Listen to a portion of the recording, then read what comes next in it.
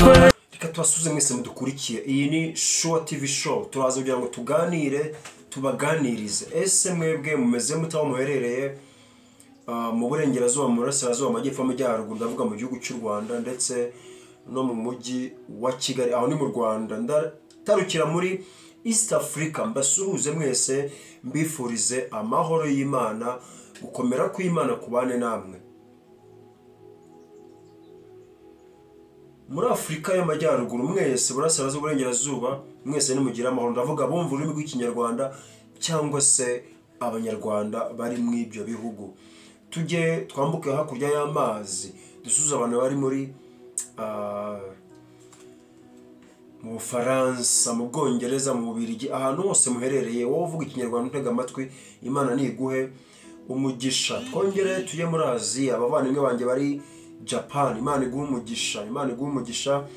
Uyu ni umugisha ukomeye kubagira mu buzima bw'umuntu.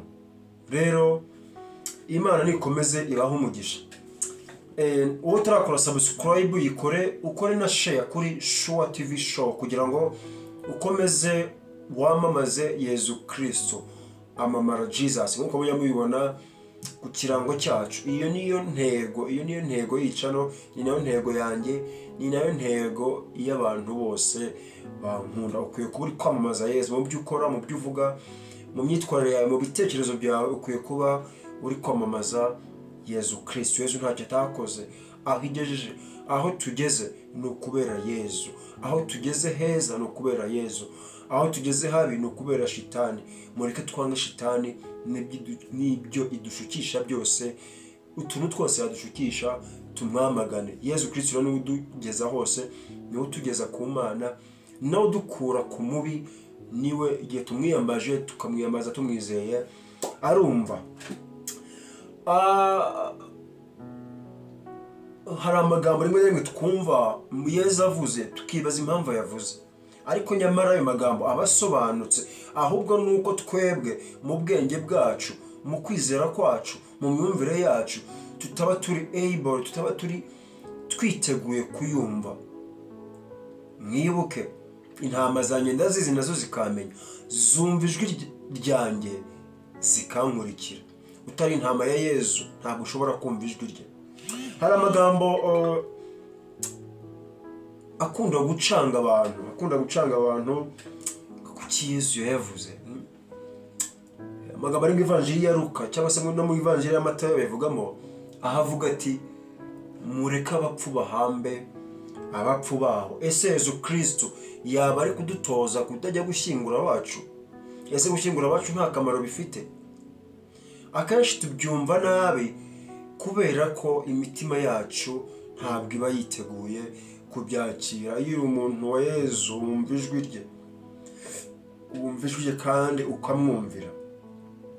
Reka turebe muri Luka umutwe wa 9 umurongo wa 22, umutwe wa 9 umurongo wa 60, ariko turasada bahera ruguru. Umutwe w'amagambo uragira uti ibyangombwa kubatorwa n'Imana. Igihe bari mu nzira bagenda, umuntu umwe aramubwira ati nzagukurikira aho uzajya hose. Yezu aramusubiza ati imihari igira amasenga n'inyoni zo mu kirere zikagira ibyari, naho umwana w'umuntu we ntagira aho arambika umutwe. Yezu abwira undi ati nkurikira. We aramusubiza ati reka mbanze njye guhamba data. Yezu aramubwira ati reka abapfu bahamba abapfu babo, naho wowe genda ujye kwamamaza ingoma y'Imana. Undi nawe ati mwigisha nzagukurikira, ariko reka mbanze njye gusezera kubo mu rugo. Yezu aramusubiza ati umuntu wese watangiye guhinga agasubiza amaso inyuma, uwo ntakwiye gukorera ingoma y'Imana. Ni Ivanjiri ntagatifu. Katwongera no kwa Matayo umutwe wa 8 umurongo wa 22, ariko turahera hejuru naho ibyangombwa kubatorwa n'Imana. Yezu abonye ko ashagawe n'abantu benshi, ategeka ko bafata ku nkombe yo hakurya. Umwigisha amategeko aramwegera ati mwigisha nzagukurikira aho uzajya hose. Yesu aramusubiza ati imihari igira amasenga n'inyoni zo mu kirere zikagira ibyari, naho umwana w'umuntu we ntagira aho yegeka umusaya. Undi wo mu bigishwa aramubwira ati nyagasani, reka mbanze njye guhamba data. Yesu aramusubiza ati nkurikira, ureke abapfu bahambe abapfu babo. Ese iyo ni ivanjiri ntagatifu.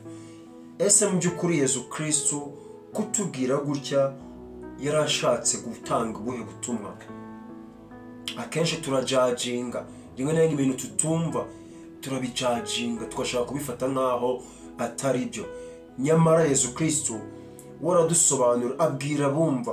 Niyo mpamvu avuga mu migani.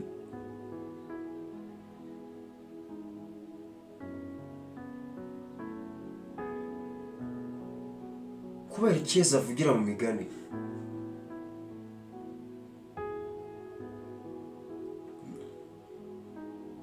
Ureka abapfu bambe abapfu babo.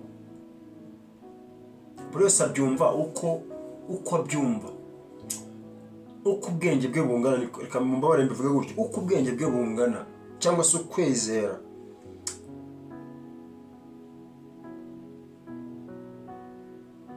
Imihari igira amasenga, inyoni zikagira ibyari, ariko umwana w'umuntu, kuki yita umwana w'umuntu? Kugira ngo tutamutinya. Ntabwo dukwiye gutinya Yesu. Uko waba umeze kose, waba uri umunyabyaha, waba uri umurozi, waba uri umuki, waba warakoze ibiki, Yesu Kristo ntabwo dukwiye kumutinya. Yigize umuntu kugira ngo tutamutinya. Yigize umuntu kugira ngo abane natwe tutamwishisha.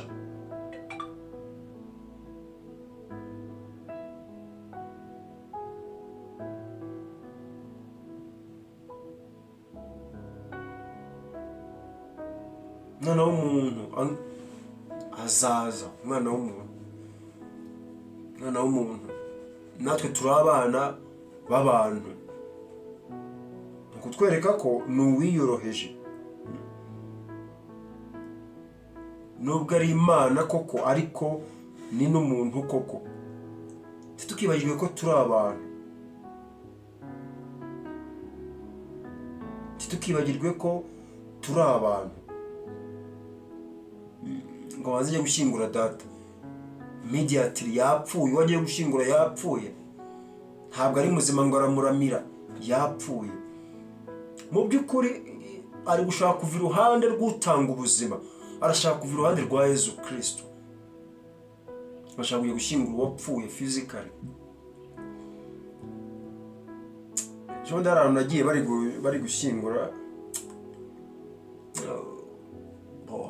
abantu bababaye n'ibyo, ariko njye mba numva ku munsi wo gushyingura hakwiye kuririmba indirimbo za Pasika, kubera ko uwo muntu n'ubundi azazuka. Niba utazi ko umuntu wabaza, niba utazi ko uzazuka, warapfuye. Ari gusiga nyir'ubuzima akajya kwiruka inyuma y'uwapfuye.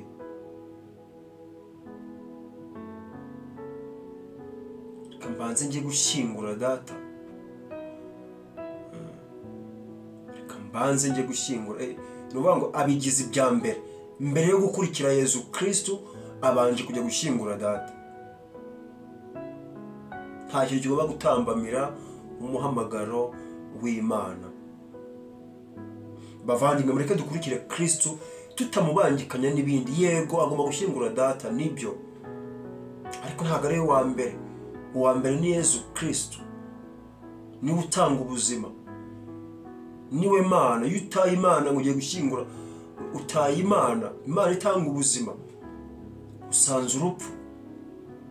Umuntu uri kure ya Yesu Kristo wese ni umupfu. Mureke abapfu bahambe abapfu babo. Utazi ko Kristo akiza, utazi ko Kristo yapfuye akazuka, utazi ko Kristo azatuzura natwe, uwo ni umupfu wigendera. Erega umuntu wapfuye ntabwo aba akibabaje, haba hababaje abasigaye. Niyo mpamvu Kristo avuga ati nazanywe ndi uwo bazima, ndi Imana y'abazima, ntabwo ndi Imana y'abapfuye.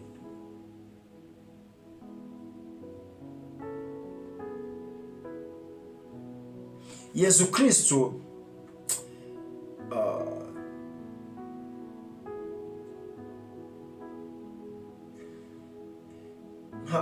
Yezu ni muzima, Yezu ni muzima, Yezu ni muzima ibihe byose. Kristu ni muzima, yarapfuye arazuka, ubu ngubu ariho. Ntabwo dukwiye kugira ubwoba, twizere Kristu.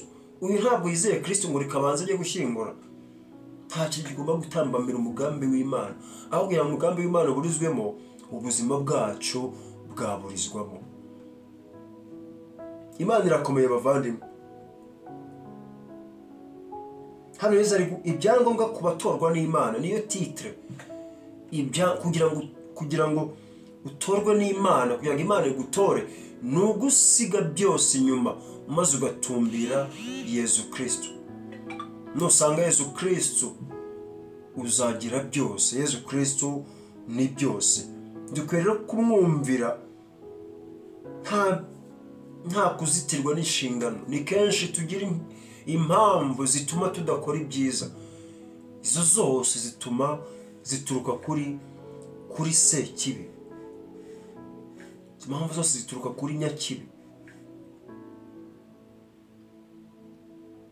Nta kintu gikwiye gutuma udakorera Imana, nta kintu gikwiye gutuma utagaburira abashonje. Abantu banga kugaburira umushonji, yapfa bakamutakazaho ibintu byinshi, nyamara ari muzima akirwaye. Ntabwo Yezu Kristu niwe buzima, niwe utanga ubuzima. Ndakubwira wowe wihebye, ndakubwira wowe wibaza uko bizagenda, wowe uri mu gahinda, komera. Imana iragukunda, Imana iragukunda kandi kurusha uko wikunda. Ibyangombwa ku bashaka gutorwa n'Imana,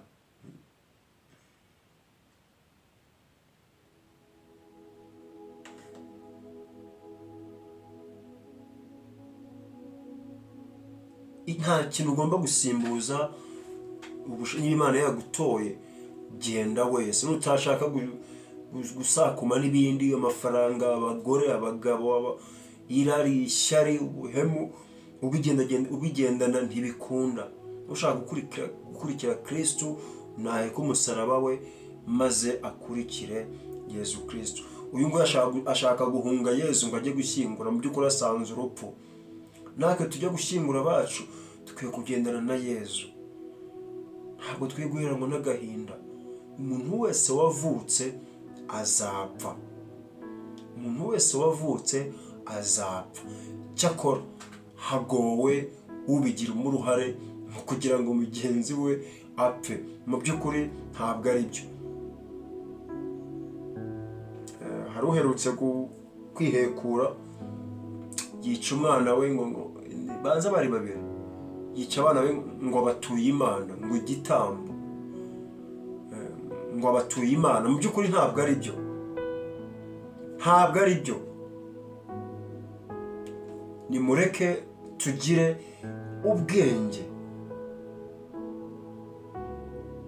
Ese iki gisubizo cya Yezu, mureka abapfu bahamba abapfu babo. Mu by'ukuri uri kure ya Yezu, utari kumwe na Kristu, ni umupfu. Utari kumwe na Kristu ni umupfu. Naba n'uriya wigendeye yapfuye physically, ariko uriho we yarapfuye kandi arimo aragenda. Ni umupfu wigendera, uri nawe mubi. So rero ushobora kuvuga uti Yezu hano yarashinyaguye, yavuze ibitari byo. Ntabwo ari uko bitari byo. Yezu nta na rimwe avuga ikintu kitari cyo, ahubwo amatwi yacu niyo agorwa no kubyumva. Umwizera aramwumva, umwizera naho yaba yarapfuye azazuka. Twishimire rero kumukorera, twishimire gukorera Yezu Kristu.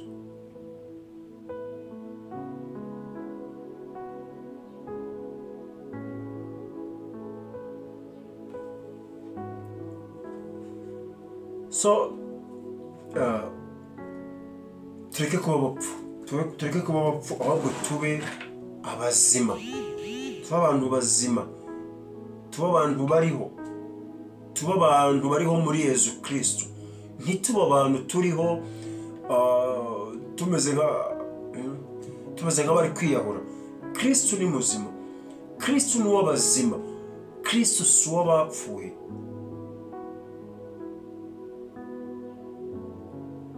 Umuntu yapfuye aba yarangije urwe. Abakiriho nibo baba bagifite urugamba. Tukiriho turi mu ntambara, tukiriho tugomba kurwana, turi ku rugamba bavandimwe.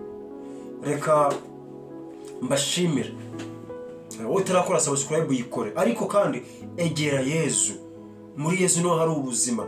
Muri shitani harimo urupfu. Shitani iratwihebesha ikadutera ubwoba bwo gupfa, ariko nyamara Kristo urupfu yarugize irembo. Iyo adapfa ntiyari kuzuka. Bavandimwe, urupfu rwa muntu si rubi rw'umubiri, ndavuga urw'umubiri. Urupfu rubi ni urwa roho. Urupfu rubi ni uko utagira Yezu Kristo, ni uguhunga Yezu ngo ugiye gushyingura so.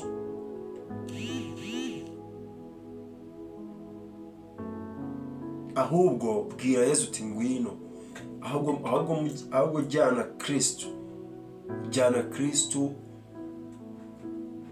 umushyira abapfuye aramuzura. Uriya ni uzura. Unyemera naho yaba yarapfuye azazuka. Ni ukuvuga ngo aba Kristo, abantu bizera Imana, bazi neza ko urupfu atari rwo rwa nyuma, atari ijambo rya nyuma ku buzima. Oya, urupfu ni irembo ritujyana mu bundi buzima. Nyamara ibipfamutima, nyamara abantu batabizi bagira ngo umubiri turawushyinguye ugumye mu gitaka. Abizera Kristo, abazi ko Yezu Kristo yazutse, bemera ko n'ababo bazazuka. Ni mpamvu tudakwiye gushyingura turira cyane. Yego twanarira kubera ko uwacu aba yagiye, nta bikorwa azongera gukora, ariko kandi aranaruhutse kubera ko ntazongera gutekereza arandirodi, ntazongera gutekereza ngo naryo iki, ntazongera gutekereza ngo ejo azabaho gute. We ibyo byarangiye, araruhutse, ategereje urubanza rw'Imana. Ariko kandi uwapfuye nibyo, abasize abana, asize imiryango, hari abo yafashaga. Natwe turahamagarirwa kugira gute? Gufasha abo yasize, abazima asize, aho kujya gufasha uwapfuye. Yego nibyo no kumuha icyubahiro no kumutakazaho byinshi, ariko abababaje cyane nitwe bazima, nitwe turi gushyingura. Wowe uri mu bibazo, wowe ukomeretse, wowe ubabajwe nuko umuntu wawe yapfuye, gira amahoro Kristo atanga. Kristo niwe mubyeyi, Kristo niwe utazapfa. Abantu twese tuzapfa, ariko mureke twiringire Yezu Kristo utazongera gupfa. Yarapfuye kugira ngo atwereke ko urupfu ntabwo ari ijambo rya nyuma, ahubwo atwereke ko hari izuka. Tureke kugira ubwoba bw'urupfu. Rero urupfu ni irembo ritujyana mu ijuru. Ntabwo ushobora kwimuka mu mwaka wundi utakoze ikizamini, niho udashobora kujya mu ijuru utapfuye. Urupfu rero ni rwiza ku muntu wizera Kristo. Urupfu ni rwiza, urupfu rukaba rubi ku muntu utizera Kristo. Bavandimwe abacu, tubifuriza ijuru, ariko kandi mu gihe tukiriho mureke dufashe abantu kugira ngo Imana izatwishimire. Tugaburire abashonje, twambike abambaye ubusa, dufungurire, dusura abarwayi, dusura abafunzwe. Ibyo byose nibikorwa n'amahirwe yo gukora. Nibyo ngibyo tugomba kubikora tukiri bazima. Uwapfuye ntavuga, uwapfuye ntiyumva, uwapfuye ntahumurirwa. Urupfu rubi ni urwa roho, naho urupfu rw'umubiri rwo ni ibisanzwe. Umubiri ni uw'isi, ni igitaka, kizasubira mu gitaka. Nimukomere rero, mureke abapfu bahambe abapfu babo.